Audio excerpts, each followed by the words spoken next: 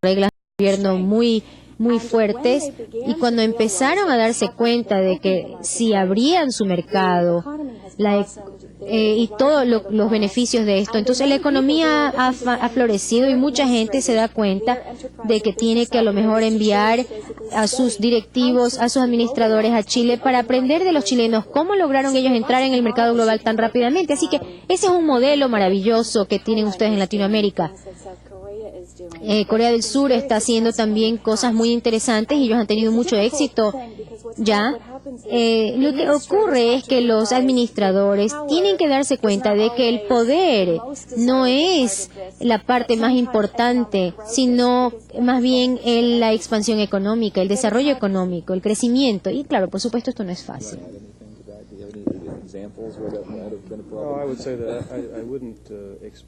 Yo diría que no hay mucha diferencia entre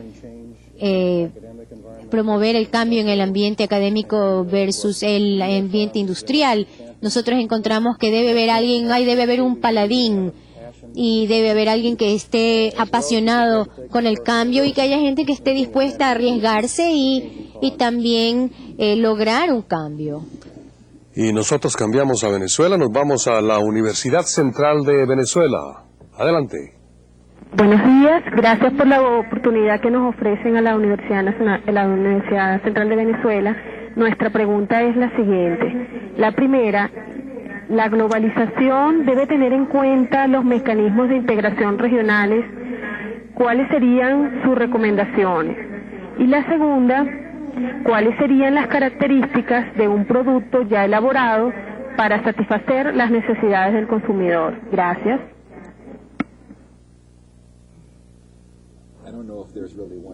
No sé si realmente hay una sola respuesta a estas preguntas. Creo que hay que estudiar esa región, ese mercado y tratar de entender qué es lo que tienen que hacer.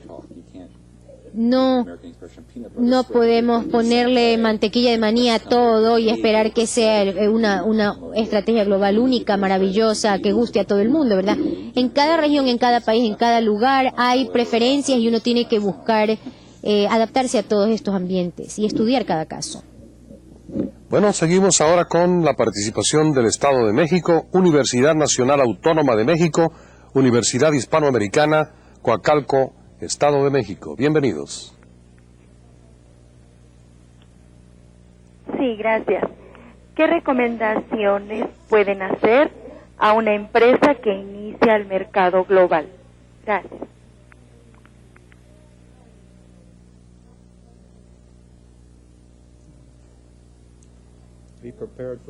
Prepárese para un viaje largo, no lo haga con un objetivo a corto plazo, hay muy pocas empresas que están tan bien posicionadas para un éxito, así que por eso me remito a mi comentario de que el liderazgo debe tener una visión que los transporte a lo largo de la travesía.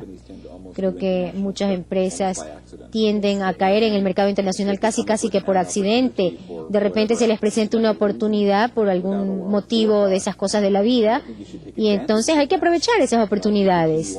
Y yo creo que continuar, por supuesto, con una estrategia casual, accidental, por supuesto, no nos va a llevar muy lejos. Hay que entonces tecnificarse y planificar las cosas. Hay que aprender de la experiencia, pero no aplicar ciegamente algo que funcionó de relancina, así como quien dice, porque por la suerte, ¿verdad? Continuamos en el Estado de México, esta vez en Cuautitlán, Universidad Nacional Autónoma de México, Facultad de Estudios Superiores Cuautitlán. Escuchamos.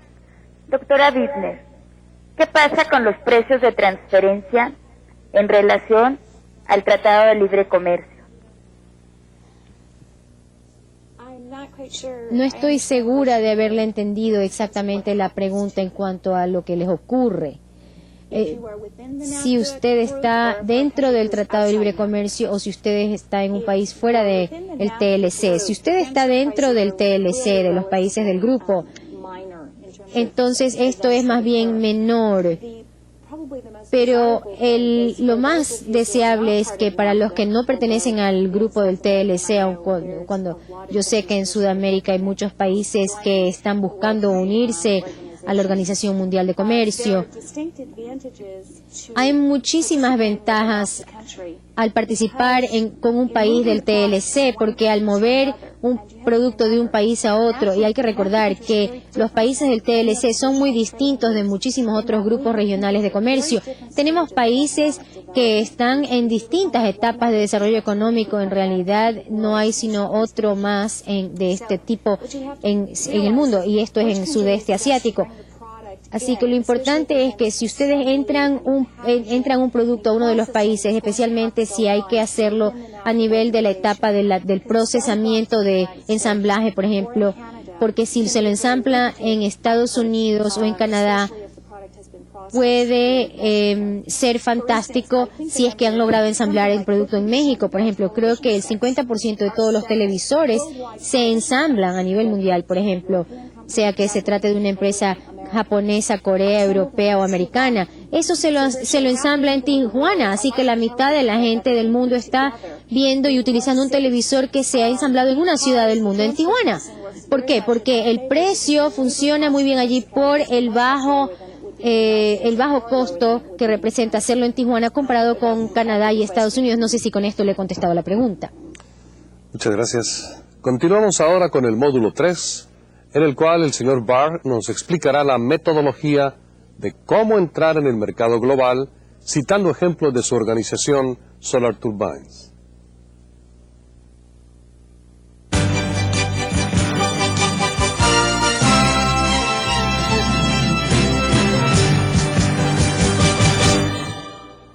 Muchas gracias, Armando. Es un placer participar por primera vez en este importante programa internacional.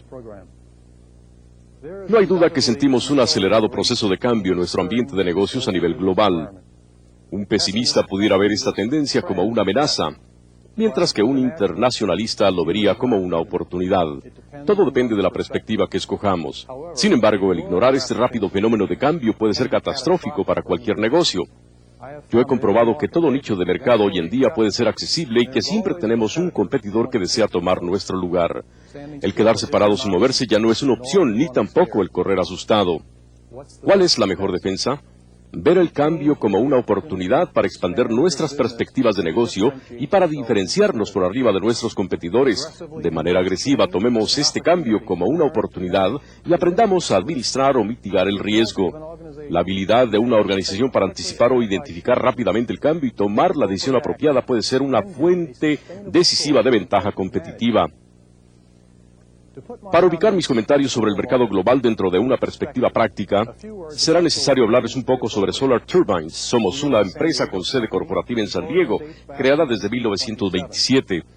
Ha sido subsidiaria del grupo Caterpillar desde 1981. Diseñamos, fabricamos, instalamos, operamos y mantenemos sistemas industriales de turbinas de gas de combustión entre 1 y 11 megawatts de capacidad. Solar es un equipo de trabajo de 4.900 personas, de las cuales 700 residen fuera de Estados Unidos. Operamos entidades legales mercantiles en 13 países fuera de los Estados Unidos y manejamos 9.600 instalaciones con equipos en 83 países.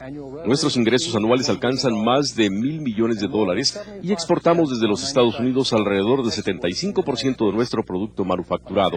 Anualmente proveemos más del 50% del equipo de maquinaria turbo que se vende a nivel mundial dentro de la capacidad eléctrica ya mencionada. Nuestros principales clientes son empresas de petróleo y de gas, empresas industriales con cogeneradores, productores de energía eléctrica pequeños y operadores de equipo marino. Son varios los factores que ahora están transformando nuestros mercados dentro de nuestra industria energética. Primeramente, la armonización de la reglamentación del comercio. Estamos en la época de oro del libre comercio. La explosión del número de organizaciones de comercio y acuerdos multinacionales tales como el TLC de Norteamérica, el Mercosur, la Conferencia de Países del Sureste de Asia y otros nos han ya abierto fronteras y fomentado el buen concepto de libre comercio global. La privatización de organizaciones estatales y en general la tendencia hacia la libre empresa ha creado grandes oportunidades de cooperación e inversión transfronteriza. También se ha reactivado la migración de capital para el desarrollo de economías estancadas o de lento crecimiento. Otro factor es el fenómeno de integración económica regional y cooperación multilateral. A medida que las ideologías económicas en el mundo convergen, la expectativa de beneficio financiero viene ahora generando un nuevo estilo de cooperación entre gobiernos con esquemas donde todos ganan. La cooperación transfronteriza en grandes proyectos de generación eléctrica y de distribución de energéticos, por ejemplo, ha estimulado la inversión y acelerado el crecimiento del Producto Bruto Doméstico de los países involucrados, como es el caso del oleoducto trasandino, el de Bolivia con Brasil y el de Myanmar con Tailandia. Estos proyectos generarán muchos empleos y contribuirán a mejorar el nivel de vida de las comunidades involucradas. Otro factor es la movilidad global del capital en la actualidad. La demanda de capital a nivel mundial ha elevado la competencia y ha abierto oportunidades para que los inversionistas seleccionen tasas de retorno inmejorables en proyectos con riesgos aceptables. Esto ha estimulado el comercio, acelerado el desarrollo y mejorado el nivel de vida en muchos países en desarrollo. La desintegración de la ex Unión Soviética ha jugado un papel importante en la transformación de muchos mercados.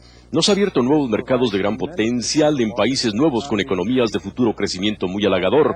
Aunque el camino para algunos de ellos no está libre de problemas, esos nuevos países eventualmente se convertirán en refugios estratégicos para la inversión y una fuente de profesionales altamente preparados para actividades industriales. El último factor estructural ha sido la modificación de alianzas entre cliente y proveedor. La cadena generadora de valor agregado también se ha hecho global a medida que proveedores y usuarios se han integrado más en su filosofía empresarial. Esto ha llevado la actividad de comercio transfronterizo a un alto nivel de confort, utilizando asociaciones de negocios internacionales bien planeadas. Reconociendo la reorientación de nuestra actividad de negocios hacia afuera de los Estados Unidos, los directivos de mi empresa Solar decidimos en 1994 que se requeriría una alineación organizacional para acelerar nuestra transformación de una empresa centralizada de exportación desde los Estados Unidos a una nueva empresa descentralizada y orientada globalmente. Solar había sido tradicionalmente una organización orientada funcionalmente hacia tareas. Nuestro éxito había sido producto de nuestra fuerte orientación hacia el cliente a través de un enfoque de sistemas para satisfacer sus necesidades con una base de costos muy competitiva. Pero de repente descubrimos que un éxito sostenido nos exigiría aprovechar nuestras fortalezas actuales para reforzar la orientación hacia nuestros clientes fuera de Estados Unidos, desarrollando una presencia internacional más autodirigida con base en una estructura de soporte técnico comercial inmejorable en nuestro sector de negocios. Este cambio en nuestra estructura organizacional nos requería tomar varias iniciativas. Primero, debíamos otorgar mayor delegación de facultades a nuestras oficinas internacionales. Para poder ser más ágiles en nuestras respuestas y en las ejecuciones de nuestras actividades, fue esencial adoptar un enfoque descentralizado que incluyera la toma de decisiones ejecutivas. Se implantó una nueva política que otorgó esos nuevos niveles de facultades a nuestras oficinas internacionales, con la obligación de ellos de compartir información y responsabilidades de sus resultados. En segundo lugar, necesitábamos fortalecer nuestro sistema de información, con un mayor nivel de facultades para tomar decisiones a distancia, el acceso a tiempo real y la confiabilidad de la información para decidir sobre asuntos claves era imperativo. Se requirió una renovación total de nuestro sistema de información corporativo. Con todos estos nuevos sistemas ya instalados y con controles de seguridad instalados, comenzamos a darle acceso a nuestros directores internacionales claves a la información técnica y comercial estratégica. En tercer lugar, nos vimos obligados a preparar a nuestra organización para desempeñar nuevas responsabilidades. La red internacional de Solar ahora tenía que asumir una mayor responsabilidad en el logro de resultados y en la toma de decisiones difíciles que pudiera involucrar juicios de valor o concesiones estratégicas. Estas destrezas anteriormente no se requerían de los directores del área internacional. También implementamos un programa de entrenamiento y desarrollo de personal más dirigido y tecnificado. En cuarto lugar, se realizó un gran esfuerzo de comunicar a todos los niveles los nuevos cambios en prioridades empresariales. El cambiar una cultura de negocios no es fácil nunca. Diversos estudios han indicado que generalmente se requieren de 5 a 6 años para institucionalizar un cambio. Este es el verdadero reto de la dirección de cualquier organización. El hacer lo que uno dice, el mantener la prioridad del cambio, el reforzar la expectativa de beneficios y la necesidad de este cambio a través de comunicación abierta y permanente a todos los niveles. Hablemos ahora sobre estrategias a nivel de un país. ¿Cuál es el propósito de diseñar una estrategia por país? Bueno, para mejorar nuestra posición competitiva, para crear una estrategia de defensa más fuerte y para ganarnos el acceso a ese mercado y a su tecnología con estructuras de costo menor. ¿Cómo se desarrolla en la práctica una estrategia para un país o región? Primero, se debe estimar la escala o alcance de la oportunidad comercial o riesgo involucrado. ¿Valdrá la pena el esfuerzo, la inversión o el costo? Enseguida, debemos evaluar la naturaleza de las entidades legales mercantiles o asociaciones que se deberán crear de acuerdo al tipo de nuestro negocio, evaluando opciones tales como una subsidiaria, una coinversión, una franquicia o un distribuidor nacional. Después, debemos seleccionar a los socios potenciales. Este pudiera ser el elemento más clave en el éxito de una estrategia nacional. La selección del socio o asesor adecuado nos evita el tener que sufrir la trágica curva de aprendizaje de errores culturales que seguido frustra o lleva a cualquier iniciativa de negocios al fracaso. Enseguida, debemos evaluar los objetivos de todos los accionistas involucrados sin excepción. Una estrategia exitosa tiene que ser ganadora para todas las partes. Luego necesitamos identificar las áreas potenciales de conflicto. Estas siempre existen. Es mejor confrontarlas desde un principio y preparar planes de contingencia. Los intereses personales no expresados ocasionan siempre problemas. Finalmente, se debe desarrollar un plan de negocios para la empresa nacional creada que incluya estimaciones de costos de operación y riesgos fiscales. Cualquier inversión se realiza con la expectativa de una recompensa financiera. El plan nos permitirá después monitorear el éxito de nuestro proyecto, midiendo, evaluando avances e identificando necesidades de ajuste. Como un ejemplo de una estrategia real, con gusto compartiré con ustedes el camino que mi empresa Solar tomó en Indonesia. La presencia de Solar en Indonesia data desde 1973. Nuestro primer proyecto fue realizado con una entidad llamada Contratista Asociado de Producción Compartida, o PSC en el idioma inglés, que involucraba al Grupo Arco de Indonesia. En el esquema PSC, uno de los socios es el gobierno de Indonesia. Si revisamos los objetivos de los accionistas en aquella época, encontramos que eran de hecho muy claros. El Grupo Arco y el gobierno de Indonesia querían generar ingresos produciendo petróleo rápidamente y Solar deseaba vender el equipo para cumplir con esa meta. La estrategia en el país fue igualmente clara. Trabajar con un representante nacional para mantener un enlace local con el gobierno y con la PSC, para importar el equipo de Solar y para apoyar a sus técnicos cuando lo requirieran. Sin embargo, los escenarios de negocio muy rara vez se quedan estáticos y todas las estrategias eficaces de tipo regional deben evolucionar a medida que el medio ambiente nos lo dicta. En este caso, una vez que se estableció una plataforma significativa de producción de petróleo, las expectativas y los objetivos de Arco y del gobierno de Indonesia se expandieron. El gobierno comenzó a interesarse también en la promoción del desarrollo de negocios y empleo a nivel nacional, y Arco quería un soporte de servicio técnico más permanente y cercano a la nueva base de operaciones. Para cumplir con estos objetivos, Solar evaluó y seleccionó una empresa local para hacerla formalmente su distribuidor en 1985. Aunque esto no nos requirió una inversión de capital mayor, sí nos obligó a realizar un importante esfuerzo de transferencia de tecnología a través de la capacitación del personal de la distribuidora nacional y de la presencia temporal de especialistas dentro de esa organización. Para 1985, el gobierno había incrementado su deseo de expandir la base tecnológica en Indonesia, desarrollando más empleos de alta tecnología. Decidió mejorar y simplificar el proceso de importación de bienes y servicios para atraer a las empresas extranjeras para establecerse y operar dentro de Indonesia. Sin embargo, la reglamentación sobre coinversiones no fue reformada.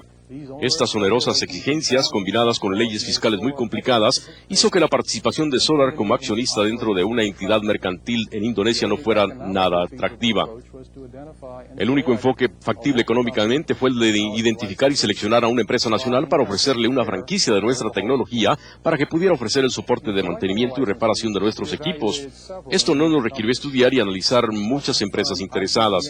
Seleccionamos a la empresa IPETN, la cual era propiedad del gobierno y operaba un gran centro de reparación para aeroturbinas. En cooperación con esta nueva empresa se desarrolló un nuevo plan de negocios que justificó tanto su inversión de capital como nuestro esfuerzo de transferencia de tecnología y entrenamiento. En marzo de este año estaremos celebrando el 10º aniversario de esta muy exitosa asociación. Esta ha generado importantes ingresos a IPTN y ha distinguido a Solar significativamente, dándole gran visibilidad dentro del gobierno y fortaleciendo nuestra posición comercial preferente en el país. A medida que se ampliaron las operaciones y se requirieron mayores inversiones y activos, Solar evaluó los beneficios potenciales de establecer una empresa en coinversión o joint venture. Importantes cambios en la reglamentación para este tipo de empresas en el año 1995 hizo que esta alternativa fuera factible. Logramos llegar a un acuerdo con los accionistas principales de nuestro distribuidor de muchos años para que entraran con nosotros en esta nueva entidad de coinversión, la cual inició su operación en septiembre de 1996. Se tuvieron que realizar estudios detallados de leyes mercantiles y fiscales, del proceso de registro e incorporación de la empresa y de los niveles de inversión necesarios con objeto de integrar el plan de negocios de esta coinversión. El establecimiento de un joint venture nos ha fortalecido nuestra posición en el país tanto con nuestros clientes como con el gobierno huésped, mejorado nuestra eficiencia operacional y enriquecido nuestro soporte al cliente. A estas fechas los accionistas involucrados se han beneficiado de una situación ganadora para todos. Sin embargo, diversos cambios en la región son ya anticipados con el fortalecimiento de la Conferencia de los Países del Sureste de Asia. Estamos ya evaluando sus implicaciones para prevenir el cómo deberemos integrar nuestra estrategia a estas nuevas realidades de integración multinacional. Espero que este ejemplo real en Indonesia les haya ilustrado dos puntos claves. El cambiante ambiente de negocios requiere monitoreo constante y las estrategias para cada país o mercado deben ajustarse consecuentemente para que puedan ser relevantes y eficaces. A medida que un ambiente de negocios madura, las estrategias por país tienden a hacerse más complejas y sofisticadas.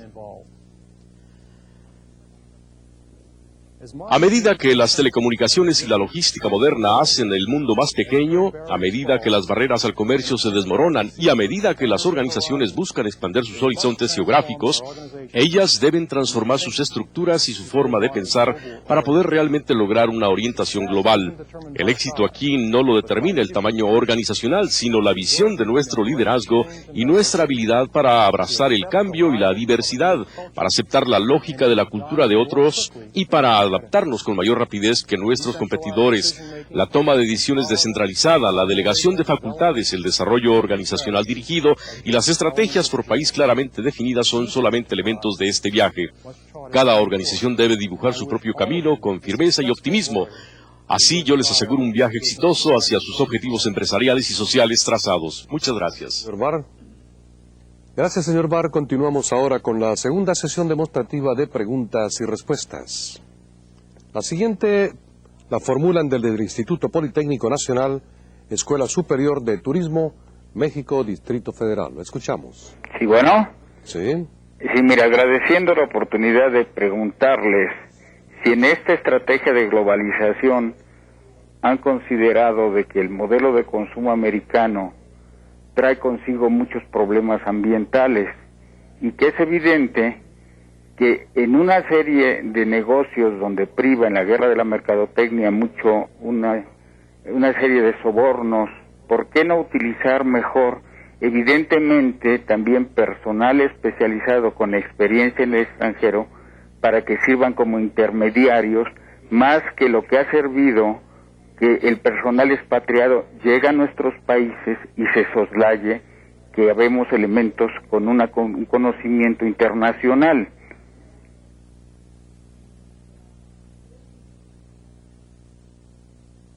Señor Barr.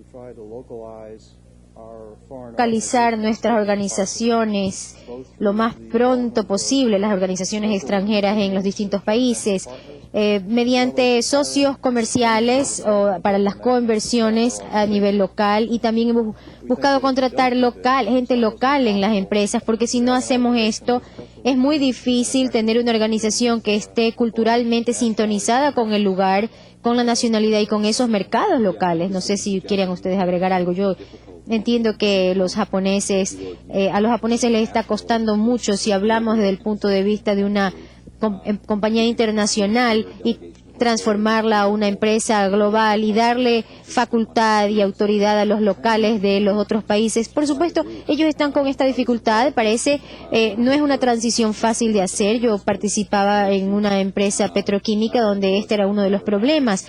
No era solamente cuestión de que la empresa quisiera hacerlo, sino que el asunto era de que si a lo mejor los locales eran o no competentes, y si estaban capacitados para asumir ese papel, o incluso siguen ahora en este debate, porque hay que analizar si es que pueden ellos lograr la meta mediante la contratación de gente local, que a lo mejor no está igualmente preparada. Bien, nos vamos a Morelos. La pregunta la formulan del Instituto Tecnológico Zacatepec, Morelos. La escuchamos. Muy bien, enviándoles un saludo desde esta hermosa tierra de Morelos.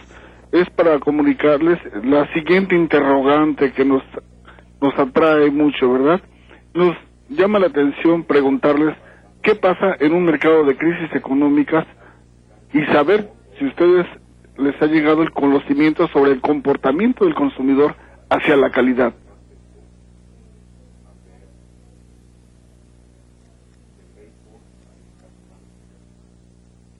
When they're in a market that is, I'm not sure what you mean by a crisis market. when they're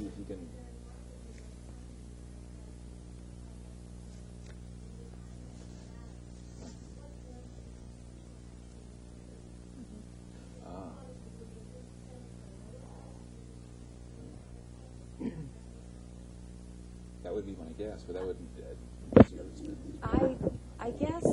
Supongo que lo que he visto yo en la mayoría de los mercados es que cuando hay un condicionamiento muy sutil que se da, y este es uno de los beneficios para el consumidor, por supuesto, y difícil para el que hace el mercadeo. Muy rápidamente uno se malacostumbra a la buena calidad, ¿verdad? Uno, si ya está acostumbrado a un buen producto y que funciona muy bien, es muy difícil conformarse con algo de menor calidad. Así que lo que ocurre es que los mejores productos, mientras estén a un precio razonable y ofrezcan una buena calidad, se mantendrá el mercado y la gente tal vez comprará un poquito menos, pero no va a buscar un producto de calidad inferior. Ahora, volviendo a algo que ya habíamos mencionado antes, una de las cosas que se puede observar es, miren ustedes los productos japoneses. Ellos por lo general pueden producir algo de muy buen valor, de excelentísima calidad y el precio bastante razonable, no es barato. Pero muy rápidamente el consumidor, ya sea que esté en Argentina o en Ecuador o en Estados Unidos, se acostumbrará a ese producto, a esa calidad, y entonces le va a costar mucho rebajarse y comprar un televisor que no funcione bien o un cigarrillo de mala calidad. Entonces tal vez lo que van a hacer es comprar un poco menos, pero no cambiarse de marca ni nada. Bien, nos vamos ahora a Río de Janeiro. Tenemos una nueva participación desde Brasil. KTV Communications Limitada. La escuchamos. Buenas tardes. Buenas tardes. Considerando la globalización, ¿cuáles son los cambios en los programas curriculares y académicos para formar a los nuevos profesionales en este ramo que ahora es mucho más sofisticado que antes?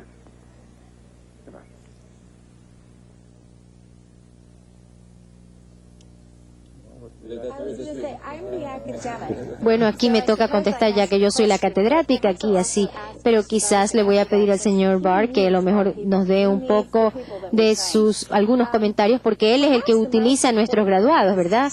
Él necesita a nuestra gente. Hay que enseñarle al estudiante a ser sensible, a estar alerta. Yo les digo a mis estudiantes, si ustedes solamente estudian a través de su propia cultura, a través de las clases que nosotros les enseñamos aquí en negocios internacionales, finanzas, contabilidad, entonces por supuesto ustedes no van a poder competir, porque hay algo que se llama un criterio autorreferencial, ¿verdad? Que uno juzga las cosas por su propia condición y entonces no tiene la capacidad de ver las cosas desde el punto de vista del exterior y cómo se ve en otras partes. Así que es importante que la gente aprenda a ver las cosas desde ángulos que no son los propios. Por ejemplo, a veces yo lo que hago es que digo, bueno, ¿y qué hace la gente cómo celebra el cumpleaños en su país o en este otro país? Y si ustedes tienen estudiantes de distintas culturas, de distintos países, bueno, esto se facilita, ¿verdad?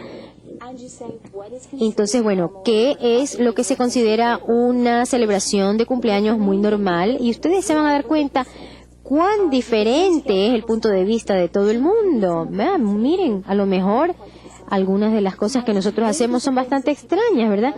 Pero tal vez las cosas que como las hacen en otros países, por ejemplo, en países donde comen culebra o mono, etcétera, a lo mejor no es tan raro, tanto más raro de lo que nosotros hacemos acá o nuestras costumbres de acá. Así que lo interesante es que los catedráticos enseñen a los estudiantes, a los jóvenes y también a los viejos, a veces los viejos son más difíciles, a observar a la cultura, incluso la propia, de una manera un poco más objetiva. Creo que los cursos de sociología y las ciencias sociales son muy útiles en este aspecto, me parece.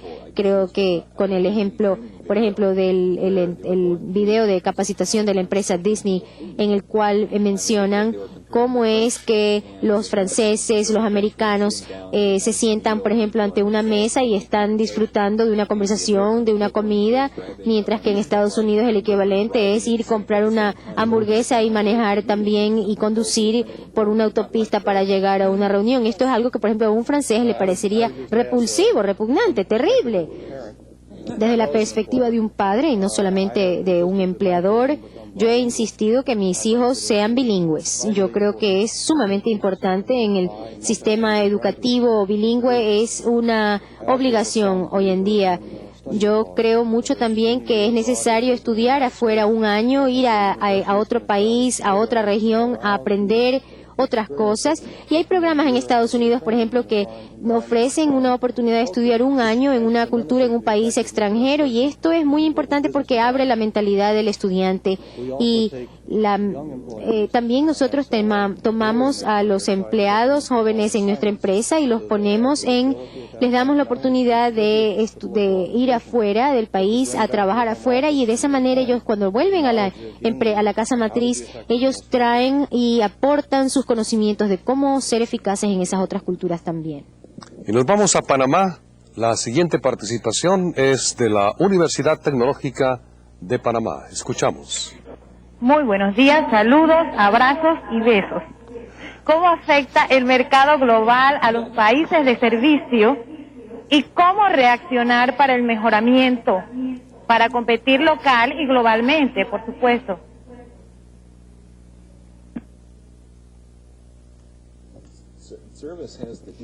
El sector de servicios tiene la desventaja de que es difícil medir.